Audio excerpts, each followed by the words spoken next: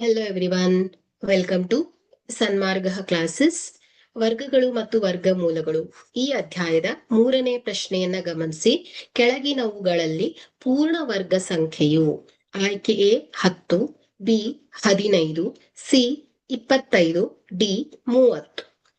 So ಇಲ್ಲಿ ಈ ಒಂದು ಚಿತ್ರವನ್ನ ಗಮನಿಸಿ. ಸೊ ಯಾವಾಗ್ಲೂ ಒಂದು ಸಂಖ್ಯೆಯನ್ನ ಅದೇ ಸಂಖ್ಯೆಯಿಂದ ಗುಣಿಸಿದಾಗ ಬರುವಂತಹ ಗುಣಲಬ್ಧವನ್ನ ನಾವು ಪೂರ್ಣ ವರ್ಗ ಸಂಖ್ಯೆ ಅಂತ ಕರಿತೇವೆ.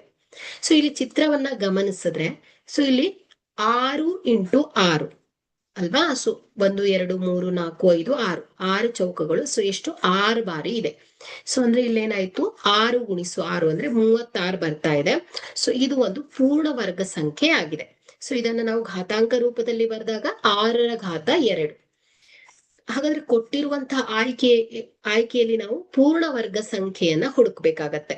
ಸೊ ಆಯ್ಕೆ ಎ ಯನ್ನ ಗಮನಿಸಿದ್ರೆ ನೋಡಿ, 10 ಅಲ್ವಾ? ಸೊ 10 ಇದು ಯಾವುದೇ ಒಂದು ಪೂರ್ಣ ಸಂಖ್ಯೆಯ ವರ್ಗ ಅಲ್ಲ. ಸೊ ಹಾಗಾಗಿ 10 ಪೂರ್ಣ ವರ್ಗ ಸಂಖ್ಯೆ ಆಗಿಲ್ಲ.